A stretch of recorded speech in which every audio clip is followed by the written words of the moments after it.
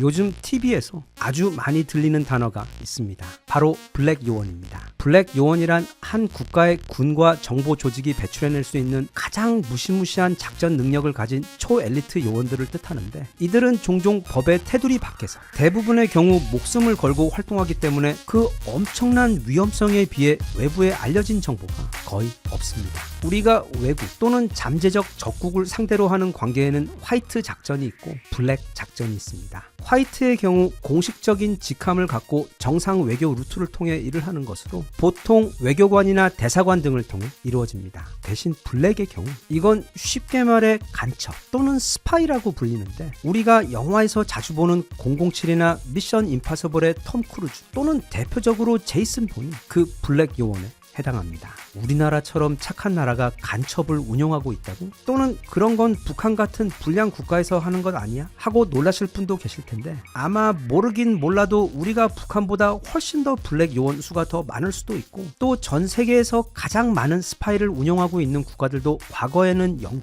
지금은 미국이며, 이 간첩 첩보전은 손자병법 13장 용간편에서도 작전 목표에 따라 향간, 내간, 반간, 사간, 그리고 생간으로 구분하여 매우 중요하게 다루고 있을 정도로 그 역사가 아주 긴 필수적인 군사 및 외교 전술의 일부입니다. 미국에서는 주로 CIA와 NSA가 주축이 되어 블랙 작전을 운영하고 있고, 영국에서는 MI6가 운영하고 있듯이 우리나라에서는 국정원, 국방정보본부, 그리고 정보사령부에서 운영하고 있습니다. 작전 자체가 워낙 위험한 데다 법의 테두리 밖에서 진행되는 일들이 많기에 그 어떤 나라도 자국의 블랙 작전에 대해 정보 공개는커녕 그런 게 있다고 인정하는 경우도 드물 정도로 비밀에 쌓여 있어 그와 관련한 정보들도 사실 많지 않습니다. 다만 최근까지 이미 그동안의 여러 사건들로 공개되어 버린 내용들이 많아 어느 정도는 그 존재에 대해 꽤 알려진 상황입니다. 휴민트라는 것은 휴먼 인텔리전스, 즉 사람을 통해 정보를 수집하는 것을 말하는데, 기술을 이용해 정보를 취득하는 것은 테킨트, 그리고 특정 신호를 이용해 하는 것은 시긴트라고 부르며, 이 중 압도적으로 가장 중요한 것이 바로 휴민트,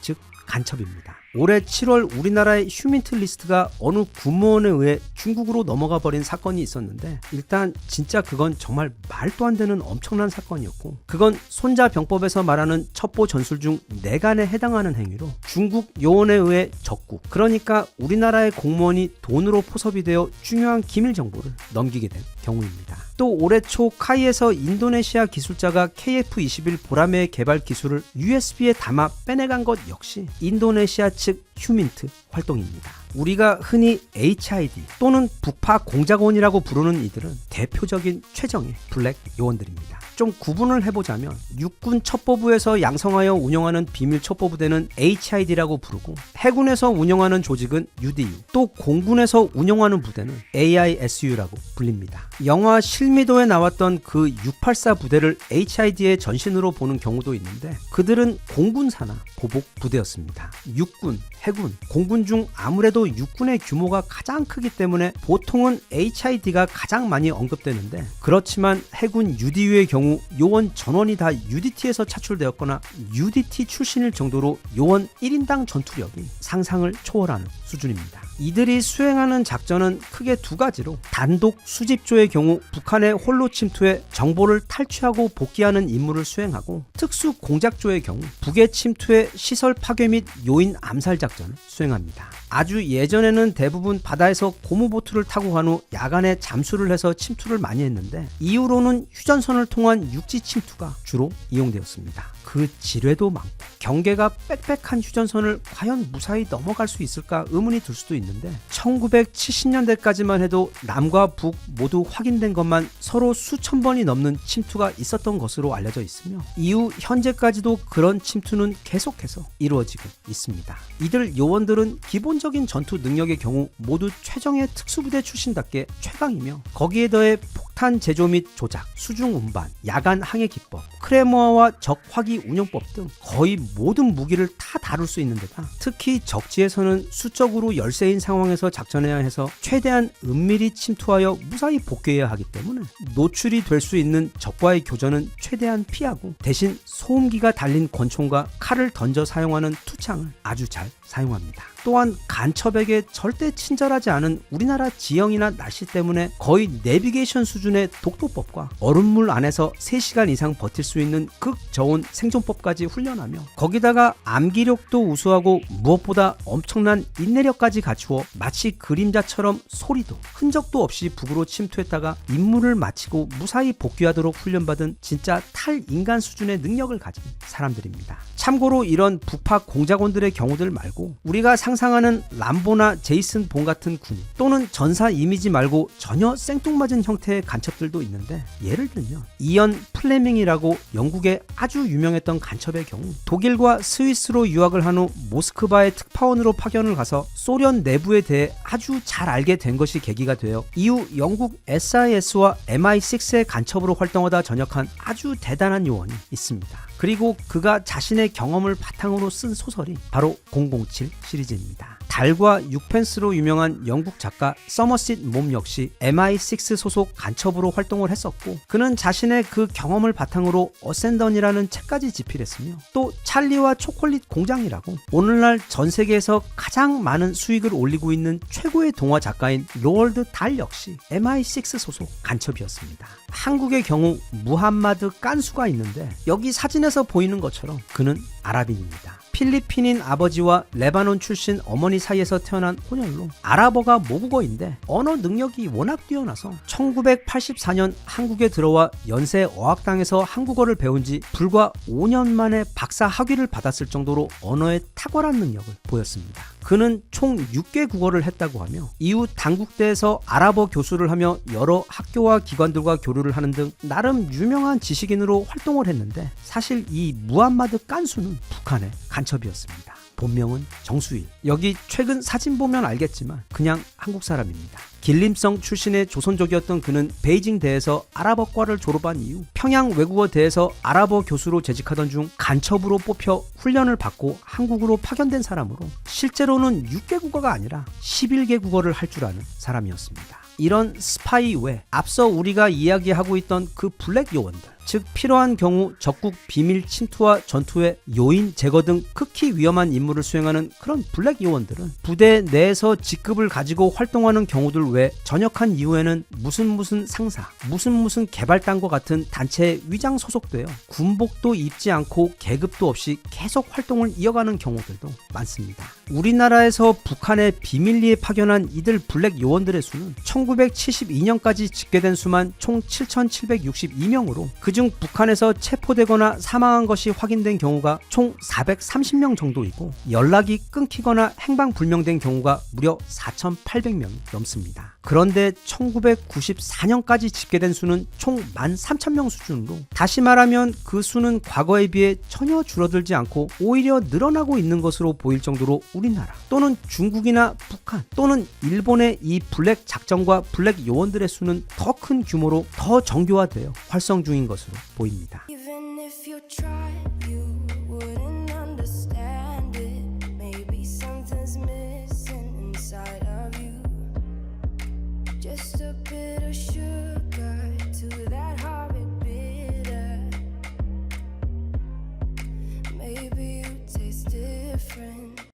한 사람의 언어의 한계가 그 사람의 세계의 한계이다. 철학자 비트겐슈타인이 남긴 매우 유명한 문장이자 개인적으로 무척 좋아하는 말입니다. 또 몰타의 유명한 철학자인 에드워드 드 보노 역시 인생에서 한계를 뛰어넘고 싶으면 새로운 언어를 배워라.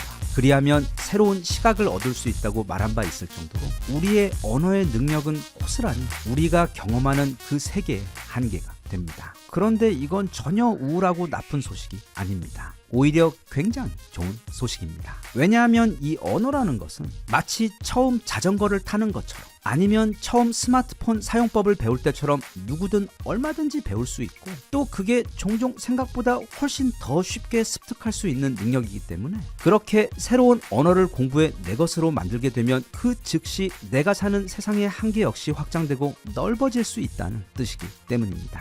물론 우리에겐 한글과 한국어가 가장 중요하지만, 그리고 이건 만약 본인이 한국인이라면 아마 다들 이미 최고의 수준으로 장착되어 매일 일과 생활에 곳곳에서 잘 활용하고 계시기 때문에 아무런 문제가 되지 않습니다. 하지만 이 세상은 한국보다 훨씬 더 넓고 큽니다. 그래서 배워야 할 언어도 너무 많습니다. 그런데 정말 다행인 것은 우리는 프랑스 불어, 중국어, 이탈리아어, 아랍어 등 이 모든 언어들을 따로따로 배울 필요가 없고 오직 영어회화 딱 이 한 가지만 제대로 배우게 되면 그건 마치 세상의 모든 언어를 다 습득한 것이나 마찬가지의 효과를 누릴 수 있기 때문입니다. 왜냐하면 오늘날 이 지구 문명의 공통 언어는 바로 영어이기 때문입니다. 그래서 영어 회화를 잘 할 수 있게 된다는 것은 그건 내 인생과 행복을 위해 아주 많은 기회가 기다리고 있는 더 넓은 세상으로 나아갈 수 있는 많은 문을 열어주는 것과도 같습니다. 예를 들어보면 옛날에는 우리나라의 박찬호, 박세리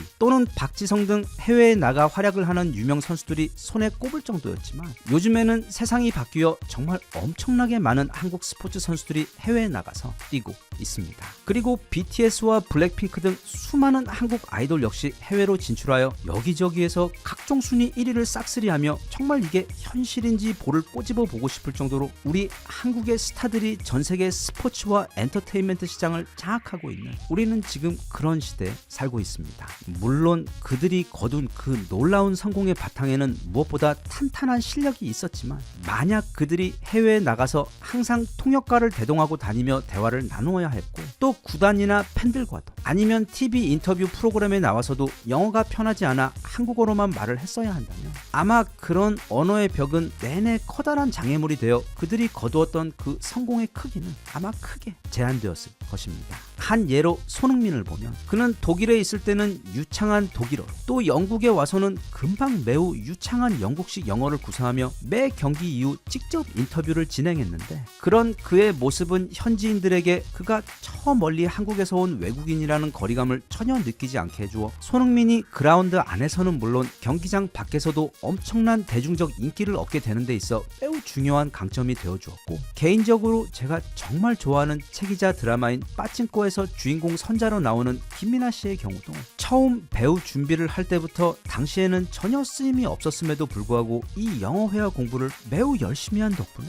결국 나중에 기회가 왔을 때 이 빠찡코 오디션에 합격하며 오늘날 글로벌 스타가 될 수 있었던 것처럼 이 영어 회화라는 그 오래된 벽만 한번 넘게 되면 그 너머로 얼마나 크고 설레는 세상이 나를 기다리고 있을지는 아무도 모릅니다. 그런데 이렇게 영어 회화를 잘 하게 되어 삶과 일터에서 커다란 혜택을 누리는 것은 꼭 저런 유명한 스포츠 스타들과 아이돌에게만 국한된 일이 전혀 아닙니다. 우리 일반인들 역시 만약 이 영어 회화를 유창하게 할 수 있게 되면 마치 여름과 겨울 또는 낮과 밤의 확연한 차이처럼 우리들의 삶과 커리어에 있어 지금으로서는 상상도 할 수 없는 수준의 새로운 세상을 경험할 수 있게 됩니다. 어쩌면 정말 우리 인생에서 가장 극명한 차이를 만들어낼 수 있는 딱 한 가지 능력을 꼽으라면 바로 이 영어 회화 능력을 꼽을 수 있을 정도로 지금보다 자신이 하고 있는 직업에서 더 큰 성공을 거두고 싶은 직장인이나 사업가 아니면 그냥 나는 해외여행 가는 것을 좋아하기 때문에 평소 가고 싶었던 여러 다른 나라들을 방문하면서 그냥 관광객이 아닌 앞으로는 마치 내가 현지인이 된 것 같은 편안함과 자연스러움으로 여행 경험을 누리고 싶은 분들 외 이 영어 회화라는 마법 같은 만능 열쇠가 나의 삶과 일을 위해 어떤 기회의 문을 열어주게 될지는 정말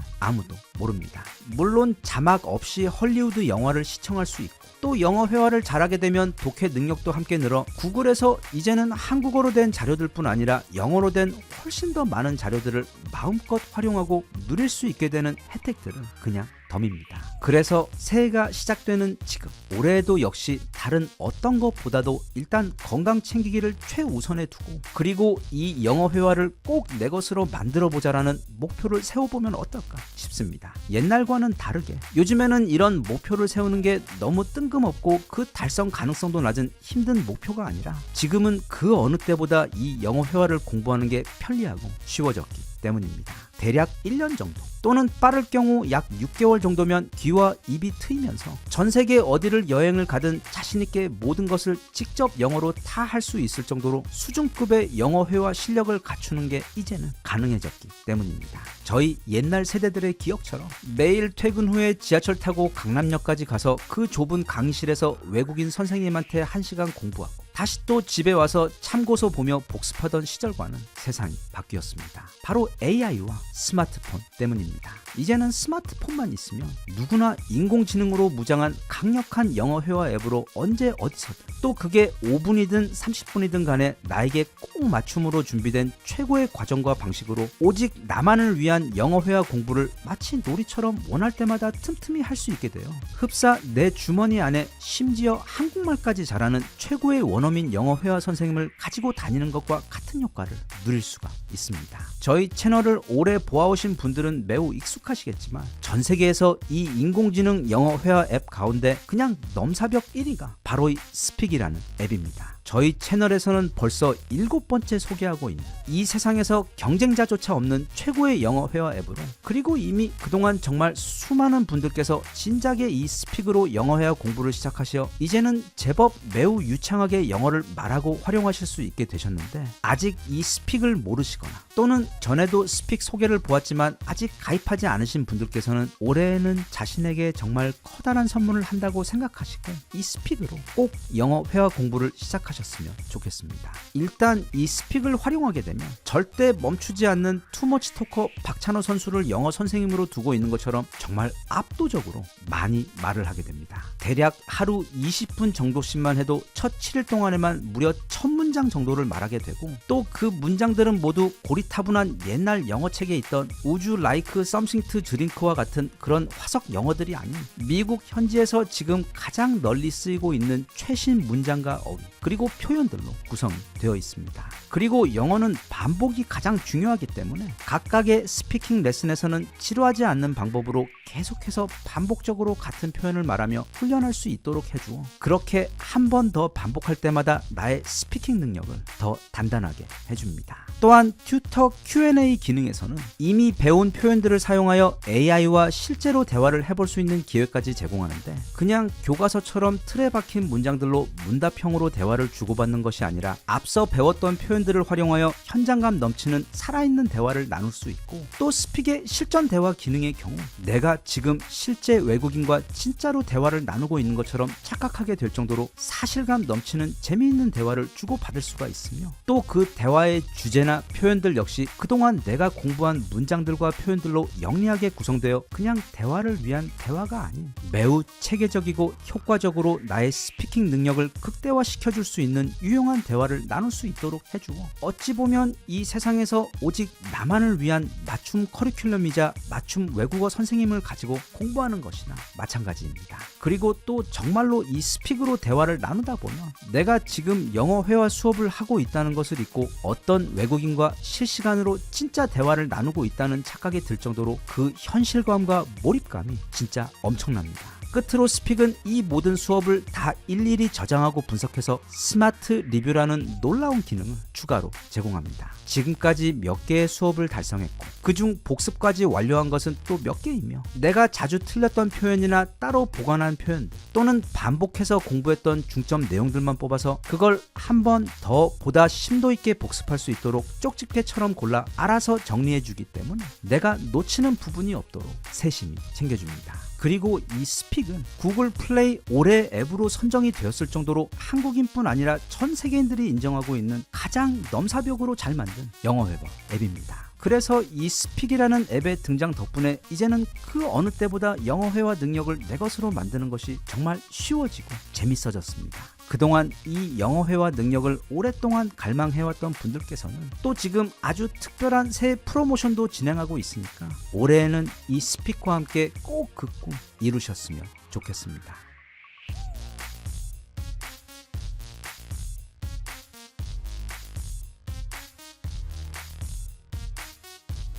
Even if you tried, you wouldn't understand it. Maybe something's missing inside of you. Just a bit of sugar to that horrid bitter. Maybe you taste different. 요즘 우리나라에서 가장 인기가 많고 또 시끄러운 동호회는 바로 러닝 동호회입니다. 대신 촌스럽게 이걸 러닝 동호회라고 불렀다가는 바로 아재 레이더에 걸려 무시당할 수도 있기 때문에 반드시 러닝 크루라고 불러줘야 합니다. 가끔 OTT에 들어가 오늘은 뭘 볼까 찾아보다 보면 지금까지 그 유혹적인 썸네일을 100번은 넘게 봤지만 자존심 때문에 아직 클릭하지 않은 영화가 있는데 바로 이거, 등산의 목적입니다. 딱 썸네일만 봐도 전혀 등산 이야기가 아닐 것이 거의 500% 확실한 이 마성의 작품은 아직 못 봤지만 평소 등산 동호회에 대해 들은 것이 있어 대략 그 내용을 추측하고는 있습니다. 동호회는 좋아하는 취미를 함께 즐기는 곳 이전에 사람이 모이는 곳입니다. 그리고 우리 인간은 다 외로움을 잘 타는 존재이기 때문에 늘 다른 사람과의 교류를 갈망하며 특히 다른 이성과의 자만추, 그러니까 소개팅이나 선 이런 것 말고 가급적이면 자연스러운 만남을 꿈꾸기 때문에 동호회는 그런 남녀가 서로의 진짜 목적을 숨기고 자연스럽게 만나는 척하기 매우 좋은 무대입니다. 물론 아주 당연히 순수하게 등산이나 자전거 또는 라틴 댄스 등 오로지 그 취미가 좋아서 동호회에 오시는 분들도 많습니다. 요즘 우리나라에서 가장 인기가 많은 동호회는 앞서 말한 바로 그 러닝 크루입니다. 마음 맞는 사람들끼리 모여 좋은 곳에서 달리기를 하는 모임인데 개인적으로 생각할 때 아마 가장 건강하고 또 여러모로 가성비도 뛰어난 아주 훌륭한 동호회가 아닌가 싶습니다. 그런데 물론 매우 일부의 경우이겠지만 이 러닝 크루에 대해 이런저런 잡음이 좀 있는 편입니다. 가장 대표적인 것은 아무래도 여러 사람들이 때를 지어 함께 뛰어다니다 보니, 그리고 그렇게 달리다 보면 기운이 나고 막 소리도 지르고 구호도 함께 외치고 하다 보니 좀 시끄럽고, 또 그래서 종종 주변에서 조용히 걷고 싶은 분들께 위화감을 주는 경우가 있기 때문입니다. 실제로 그래서 서초동 등 서울의 일부 유명 러닝 장소들에서는 5인 이상 달리기를 금지하는 법을 시행하는 등 매우 생소한 일들도 벌어지고 있는데, 아무튼 그랬거나 말았거나 전국에서 이 러닝 크루의 인기는 지금 하늘을 찌르고 있습니다. 그런데 그렇게 달리면서 소리 지르며 시끄럽게 하는 것 외에 이 러닝 크루에 대해 또 다른 지적도 함께 나오고 있는데, 바로 이 러닝 크루가 원래 그 달리기 목적이 아닌 젊은 남녀가 서로 자만추를 하기 위한 또 다른 목적으로, 즉 일종의 달리는 헌팅 포차로 악용되고 있다는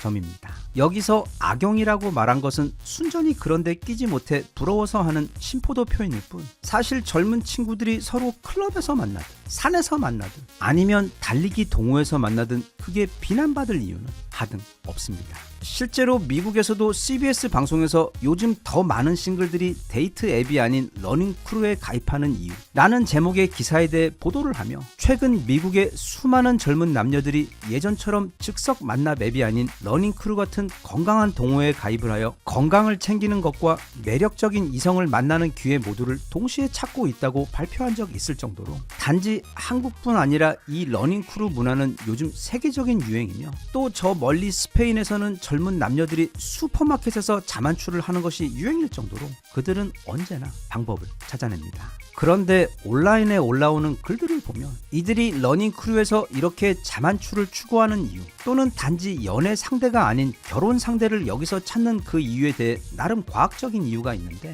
그게 의외로 설득력이 있습니다. 첫째, 이들이 러닝을 하러 올 때 보면 보통 남자는 가벼운 운동복을 입고 여성분들의 경우 몸에 딱 붙는 레깅스를 입고 오시는 경우가 아주 많습니다. 이렇게 하면 서로가 서로의 몸매를 즉시 쉽게 파악할 수 있게 됩니다. 이건 대단한 혜택입니다. 사실 수영 동호회나 레슬링 동호회 말고는 이렇게 서로가 서로의 몸매를 자연스럽게 확인할 수 있는 기회가 잘 없는데, 그래서 서로 민망하게 곁눈질하며 머릿속으로 상상하지 않아도 만나는 즉시 서로의 몸매를 확인할 수가 있습니다. 그리고 또 바로 이 이유 때문에 우리 같은 몸매 오징어들이나 인간 올챙이들은 비교 당하기 싫어 알아서 동호회에 가입을 하지 않기 때문에 일종의 매우 효율적인 자체 수질 관리 효과가 있습니다. 둘째, 아무래도 이게 러닝 동호회이기 때문에 일정이 다 끝난 다음에야 뭐 다 같이 뒤풀이를 가든 다른 데를 가든 하겠지만 일단은 뜁니다. 즉 여기 오는 대부분의 사람들은 실제로 매우 건강한 사람들이라는 뜻입니다. 그리고 담배도 피지 않는 분들이 매우 많고, 하고 많은 동호회 중 달리기 동호회를 선택한 것을 보면 기본 생활 자체도 매우 건강한 경우들이 많습니다. 그래서 연인이나 미래의 배우자를 찾는 분들의 입장에서는 건강이나 생활 관련해서 상대방에 대해 직접 묻지 않고도 많은 부분을 유추할 수 있는 기가 막히게 좋은 만남의 장소인 것입니다. 그리고 셋째로, 이게 지역 친화적인 동호회다 보니까 저기 경상도나 전라도 계신 분들께서 멀리 서울에 있는 러닝크루에 가입해 오지는 않으실 거고, 또 서울에 계신 분들도 다른 지역의 동호회에 가입하실 리가 없어. 그렇게 대부분이 다 동네 사람들로 이루어져 있기 때문에 가까운 곳에 사는 이성과 만날 수가 있다는 점 또한 이 러닝크루를 통해 이성을 만나려는 분들이 꼽는 또 다른 큰 장점입니다. 사실 대한민국의 어느 동호회나 다 마찬가지겠지만 이 러닝크루 역시 보통 남자분들이 더 적극적이기도 해서 요즘에는 이 러닝크루 관련해서 한 가지 국룰이 생겨버렸는데, 어디든 새로운 러닝크루가 오픈한다고 해서 가입을 하러 가면 금세 남성 마감이라는 문구가 올라온다는 점입니다. 네, 러닝크루에 가입을 하려면 달리기도 빨라야 하지만 일단 손부터가 고니보다 빨라야만 거기에 낄 수 있는 것입니다. 참고로 유튜브에 보면 SNL에서 짧게 편집해 올려놓은 러닝크루 영상들이 몇 개 있는데, 여기 영상에서 말하고 있는 그 내용들에 대해서도 아주 자세하게 소개하고 있고 또 너무 사실적이라 엄청 웃기고 재밌습니다. 그리고 또 발빠른 결혼 중개 회사들의 경우 여기 포스터처럼 정확히 어떻게 해준다는 건지는 잘 모르겠는데, 러닝으로 가까워진 우리 사이, 원하는 조건의 이성과 함께 하이엔드 1대1 매칭 서비스를 제공해 준다고 하는데 살짝 생소하긴 하지만, 그리고 서로 처음 만나자마자 달리기부터 하는 것은 뭐가 조금 어색할 수도 있을 것 같기는 한데, 그래도 옛날처럼 호텔 찻집이나 카페에서 선을 보는 것보다는 나름 신선하고 굉장히 재밌을 것 같기도 합니다. 물론 대한민국의 모든 러닝크루가 다 이런 것은 절대 아닙니다. 어떤 곳은 진짜 달리기만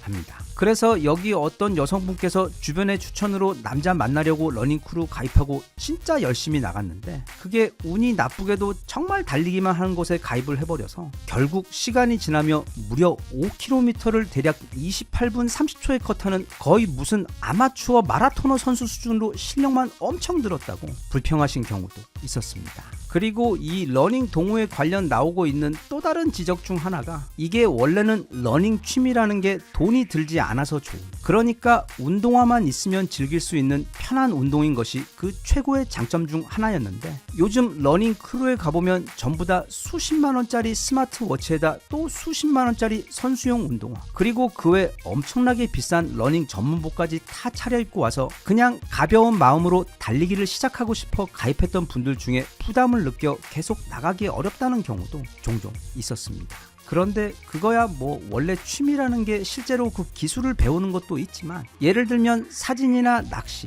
또는 일부 운동처럼 장비 놀이라고 해서 그 장비를 사고 그걸 착용하는 것에서 즐거움을 찾는 경우도 많고, 또 주말에 우리나라 아무 산이나 가보면 다들 조금 전 에베레스트 정상 찍고 내려오신 분들이 천지인 것처럼 자켓이나 가방, 모자, 선글라스, 그리고 지팡이까지 형형색색 최고로 꾸미고 오시는 것처럼 그것도 일종의 꾸미기 좋아하는 우리나라 사람들 종특이자 취미를 즐기는 또 다른 방법 중 하나이기 때문에 꼭 잘못된 것 같지는 않습니다. 그게 멋진 옷을 입고 젊은 멋진 사람들과 어울리기 위함이든, 아니면 마음에 드는 이성을 만나기 위함이든, 또는 정말 순수하게 달리기를 해보고 싶어서든 간에 달리기를 취미로 갖는다는 것은 몸과 정신을 위해 정말 최고로 건강한 취미가 아닐까 싶습니다. 대신 모임에서 이성을 만나기 위함이 아니라면, 또는 그런데 나가더라도 본인이 그런 좋은 만남이 성사될 가능성이 매우 없는 경우라면 차라리 마음을 비우고 그냥 누구 눈치 볼 것도 없이 저녁 먹고 나 편한 대로 대충 차려입고 대략 일주일에 2-3번 정도 슬슬 우리 동네 주변을 혼자 달려보는 습관을 들이는 것도 좋을 것 같습니다.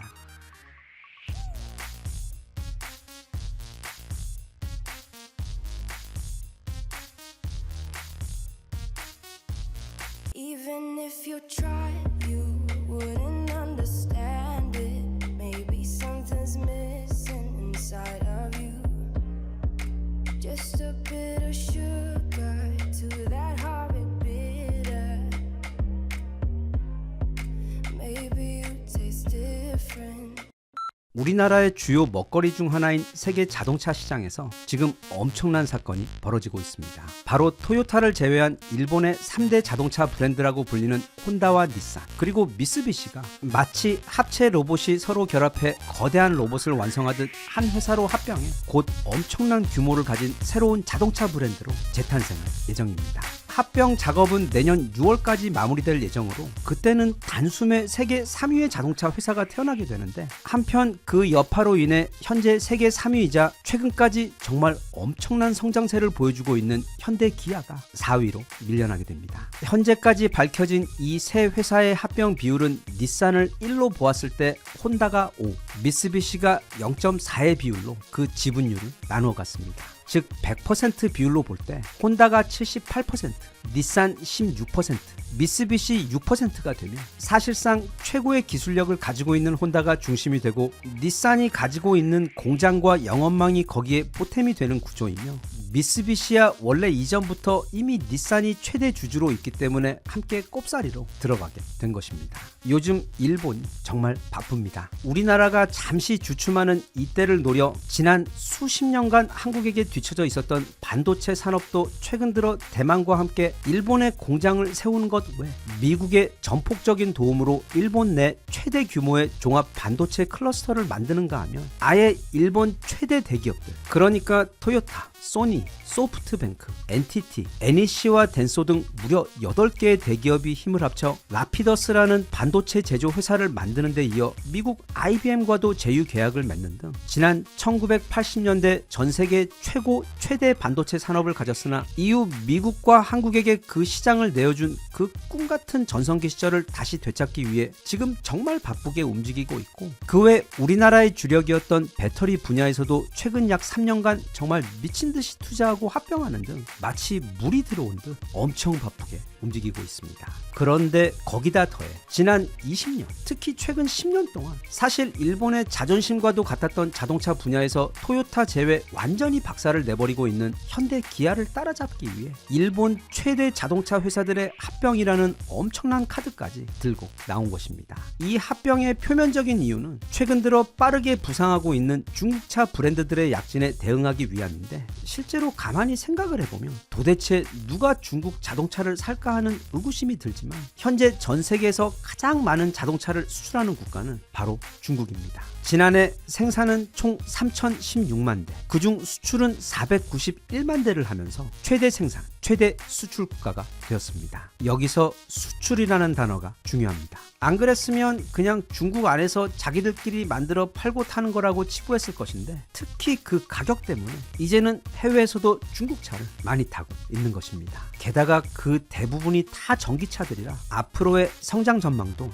무섭습니다. 그래서 일각에서는 이제 대략 내후년 정도 되면 이미 반도체도 일본에게 시장을 다 빼앗길 것 같아 보이는데, 거기다가 그나마 선전하고 있는 이 자동차 시장까지 조만간 빼앗기는 게 아니냐는 우려가 많이 나오고 있기는 하지만, 개인적으로 볼 때 지금 이 상황은 꼭 그렇게 부정적으로 볼 일만은 아닌 듯 보입니다. 잠시 타임머신을 타고 90년대로 가보겠습니다. 이게 혼다에서 무려 1992년에 출시한 스포츠카입니다. 전설의 F1 드라이버 세나가 직접 튜닝을 한 차량으로 디자인도 지금 나와도 손색 없을 정도로 뛰어나고 그 성능은 더 뛰어났던 차입니다. 이게 요즘 놀림 많이 당하고 있는 닛산에서 당시 나오던 차입니다. 뭔가 굉장히 멋있습니다. 그리고 또 이게 당시 마즈다에서 나온 차량으로 온통 각진 차가 대부분이었던 당시 시절을 생각하면 상당히 시대를 앞서간 디자인이었습니다. 게다가 이 즈음 기름 적게 먹는 싸고 작은 차로 엄청난 돈을 축적한 토요타는 부동의 세계 1위 럭셔리차 벤츠를 향해 정면 승부를 도전하며 굉장히 뜬금없이 렉서스라는 고급 브랜드를 출범시켰는데, 이 또한 당시에도 출시 직후 엄청나게 성공했고 지금도 아주 잘 나갑니다. 그리고 이게 90년대 우리 현대차입니다. 마치 어제 전역한 해병처럼 각이 살아있는 추억의 각그랜저가 아직 돌아다니고 있었고, 앞서 본 일본 스포츠카들에 비하면 매우 부끄러워지는 한국 최초의 스포츠카들인 스쿠프와 티브론이 있었으며, 그 외 엘란트라와 초기 소나타 등 솔직히 세계 수준에는 한참 미치지 못하는 차량들이 대부분이었습니다. 하지만 모든 챔피언들의 시작도 다 미약했듯 그랬던 현대가 이후 대략 20년을 지나 또는 약 30년이 지나고 나니 그 무사히 이런 괴물 회사로 성장해 버렸습니다. 오늘날 대한민국의 현대차는 예전처럼 단지 저렴한 가격으로 승부하는 그 옛날 깡통차가 아닌, 이제는 시장을 선도하는 디자인과 무엇보다 최고의 기술력과 품질로 이미 해외 시장에서 조만간 폭스바겐을 능가할 정도의 무서운 성장세를 보여주며 전 세계 탑3 자동차 회사가 되었습니다. 우리나라 사람들은 정말 1등 하는 것에 너무 익숙해져서 1등, 금메달 이런 것 아니면 대단치 않게 보는 면도 있는데, 이 무시무시한 전 세계 자동차 시장에서 후발주자로 이렇게나 빨리 세계 3위로 올라오는 거 단지 어려운 게 아니라 그냥 기적입니다. 게다가 또 이후 출범한 제네시스 브랜드 역시 사실 이보다 더 성공시킬 수 없을 정도로 한국은 물론 세계 시장에서도 성공시켰고, 개인적으로 봐도 그 제네시스 세단이나 대형 SUV의 디자인, 특히 벤틀리를 무척 닮았다는 그 인테리어 디자인은 정말 벤츠 못지않게 굉장히 멋지게 잘 나왔다고 생각하고 있으며, 요즘에는 만약 같은 가격이라면 벤츠보다 제네시스를 타고 싶다는, 스스로도 지금 제정신인가 하는 생각이 들 정도의 생소한 생각이 들 정도로 정말 차 잘 만든 것 같습니다. 불과 20년 전 상황만 돌아봐도 현재 세계 자동차 시장의 상황, 특히 우리 한국차의 실력과 위상이 얼마나 높아졌는지를 보면 크게 격세지감이 느껴질 정도로 놀랍습니다. 그리고 지금 일본에서 저렇게 대기업들이 똘똘 뭉쳐 초대형 반도체 회사를 만들고, 또 일본 최고 자동차 회사들도 합병까지 해가며 한국 반도체 회사, 그리고 한국의 자동차 회사를 따라잡기 위해 고군분투하는 것을 보면, 물론 정신 똑바로 차리고 경계해야 하는 상황이긴 하지만 그게 위협적으로 느껴지거나 무서운 것보다는 정말 우리나라가 그동안 엄청나게 강한 나라가 되었구나 하는 생각이 들어 오히려 이렇게 도전받는 상황이 더 기분 좋게 느껴지는 부분도 있습니다. 아무튼 내년 6월 혼다와 닛산의 합병이 마무리되고 나면 그 새로운 회사의 이름은 그냥 대장 혼다의 이름을 따서 혼다로 통일하든, 아니면 혼다 닛산으로 갈 수도 있는데, 물론 개인적으로는 더 복잡하고 촌스러운 혼다 닛산으로 갔으면 하지만, 어찌되었던 그 합병 후 덩치도 덩치인데다가 지금 칼을 갈고 있는 혼다에게 날개를 달아주는 격이기 때문에, 그리고 또 혼다는 어떤 면에서 토요타보다도 더 무서운 상당히 실력이 있는 최고 기술자들의 회사이기 때문에 절대 대충 준비하고 덤빌 것 같지는 않습니다. 그래서 아마 내년이 반도체도 그렇고 배터리도 그렇고 또 이 자동차도 그렇고 대략 30년 만에 다시 한번 국가의 명운을 가르기 위해 한국과 일본 사이 크게 피 터지게 한판 벌어지는 해가 될 것 같은데, 우리 기업들과 국민들이 잘 준비하여 우리가 늘 그래왔듯 다시 한번 그 위기를 멋진 도약의 기회로 만드는 모습을 보여주었으면 좋겠습니다.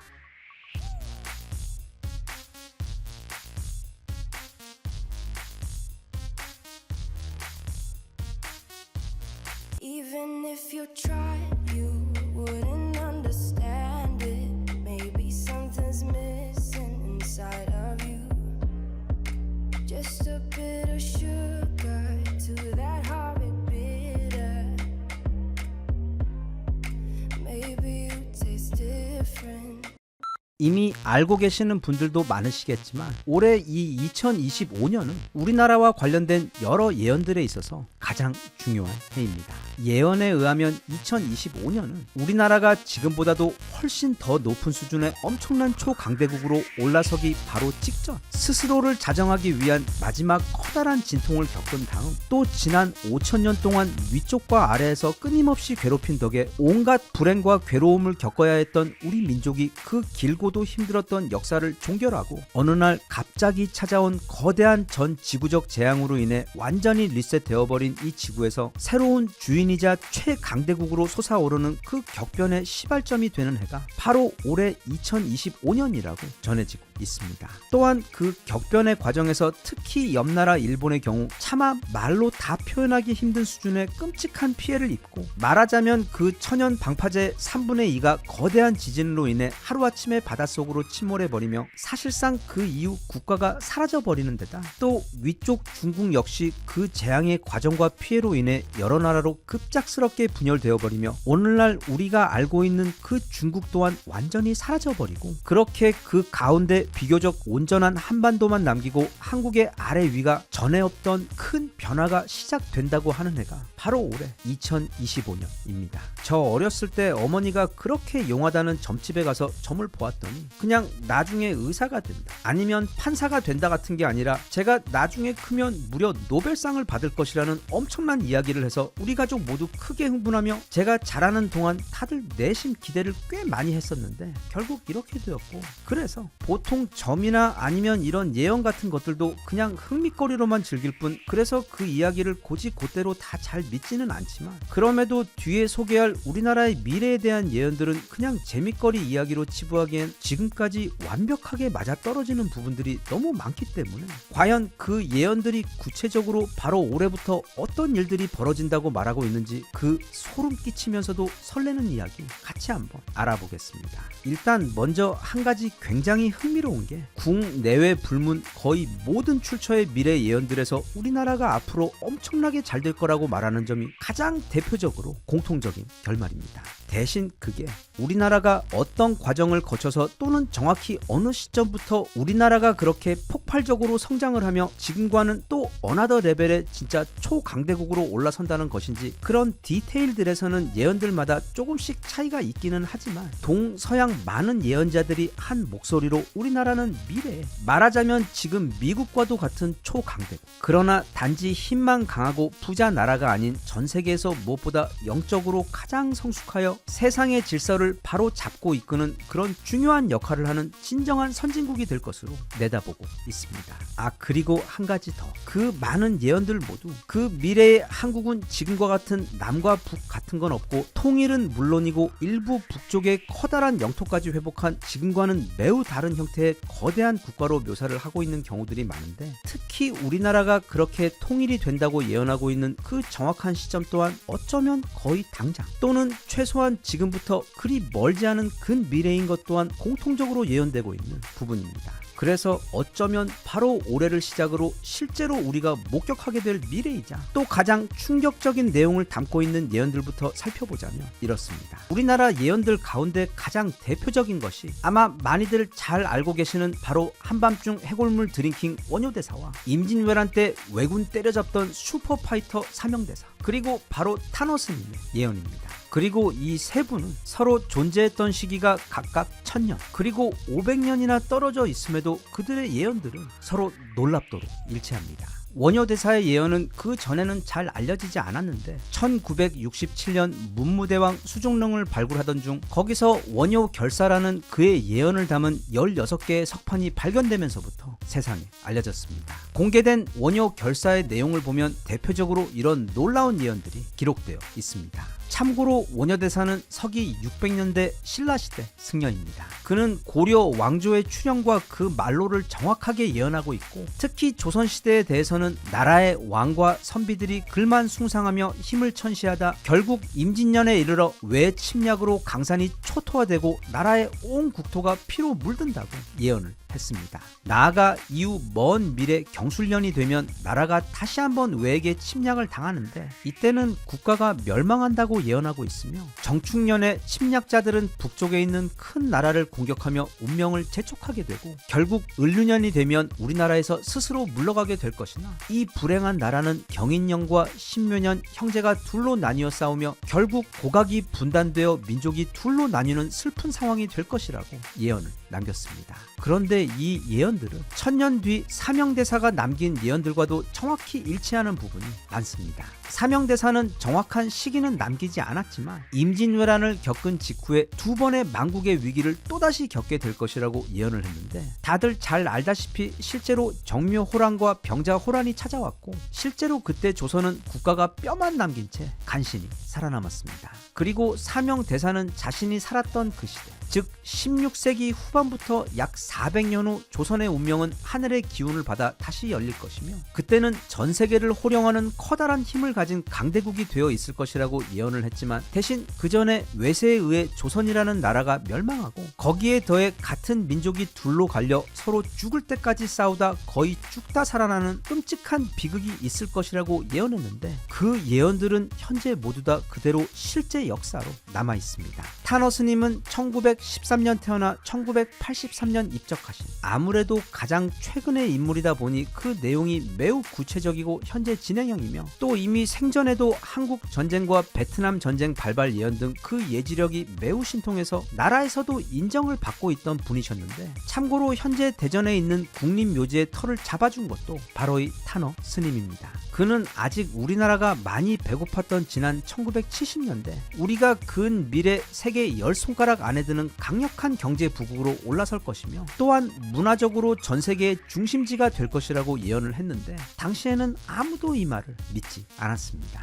하지만 그가 사망한 1983년 이후 약 40년도 되지 않은 시점에 이미 그 예언들은 모두 현실로 이루어졌습니다. 또 타노 스님은 월악산 영봉 위에 달이 뜨고 그 달빛이 물에 비치고 나면 이후 약 30년 후쯤 처음으로 여자 임금이 등장한다는 예언을 남긴 적이 있는데 그때 당시 월악산 주변에는 물이 일체 없어서 사람들이 의아해했으나 1985년 충주댐이 들어서게 되면서 실제로 물이 생기며 달빛이 그곳에 비치게 되었고 그 이후 29년 후 실제로 우리나라에는 최초의 여성 대통령이 등장하여 그 사건 이후 타노 스님의 다른 예언들까지 크게 주목을 받으며 알려지게 되었습니다. 한편 그가 남긴 가장 중요한 예언들은 모두 다 대략 지금 2025년도부터 일어난 이야기들입니다. 2025년이라는 시점은 해석하는 관점과 방법마다 좀 상이하긴 한데 그 기준이 되는 것이 앞서 말한 그 최초 여자 대통령의 출현 시점이며 크게 그때부터 3년 또는 12년으로 해석돼요. 3년이면 이미 시점이 지나버렸기 때문에 12년 후인 바로 올해 2025년이 그 시점이라는 해석이 가장 많습니다.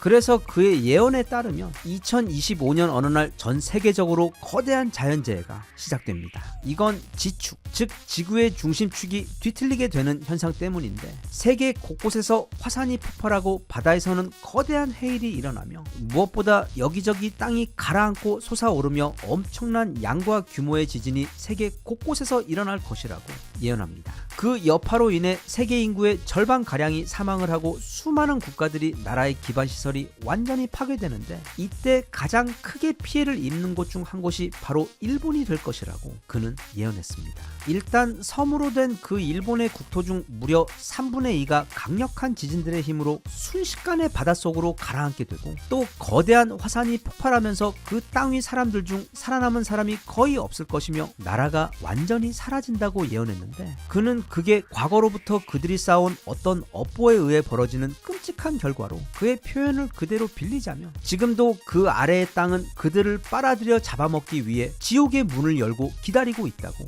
표현을 한 바 있습니다. 그리고 그때 살아남은 사람들의 경우 한국에게 의지하여 생명을 부지할 수 있게 되는데 왜냐하면 그 전 지구적인 난리 속에서도 가장 안전하고 피해가 적은 곳이 바로 우리나라이기 때문입니다. 그건 우리나라의 땅이 이 지구에서도 가장 오래된 땅이자 딱 지구의 지축 위에 위치하고 있어 사방이 뒤틀리고 무너지는 상황에서도 우리 한반도는 단지 온전한 것뿐 아니라 오히려 서쪽 바다에서 새로운 땅이 솟아오르며 영토가 넓어지기까지 한다고 예언을 했습니다. 중국 또한 대륙의 중심에 위치하고 있기 때문에 그 피해가 무척 클 것인데 중국은 그 피해들의 여파로 나라가 작은 나라들로 잘게 쪼개지어 우리가 오늘날 알고 있는 그 중국은 더 이상 존재하지 않을 것으로 내다보고 있습니다. 타노 스님은 그렇게 한번 세상이 리셋이 된 이후 한국은 즉시 통일이 되어 다시 한 국가를 이루는 나아가 북쪽 만주와 러시아 지역의 과거 발해의 영토까지도 다시 회복하여 거기다가 서해에 새로 융기한 땅까지 포함하여 지금과는 매우 다른 거대한 크기의 땅을 소유한 새로운 국가이자 전 세계에서 가장 강력한 국가가 되어 이후 우리는 전 세계를 이끄는 중심 국가가 될 것이라고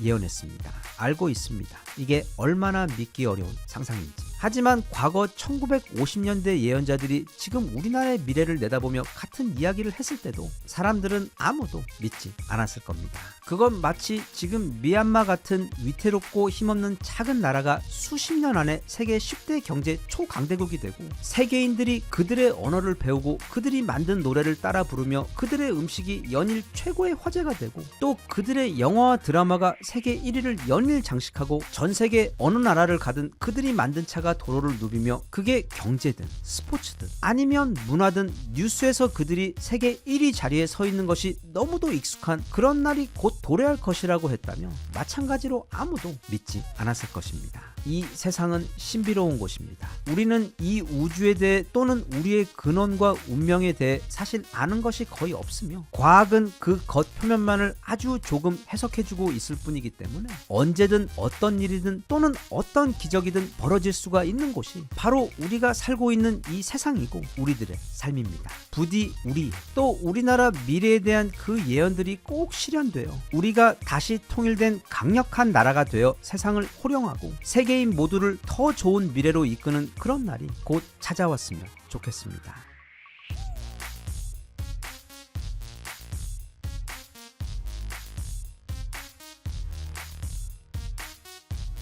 Even if you try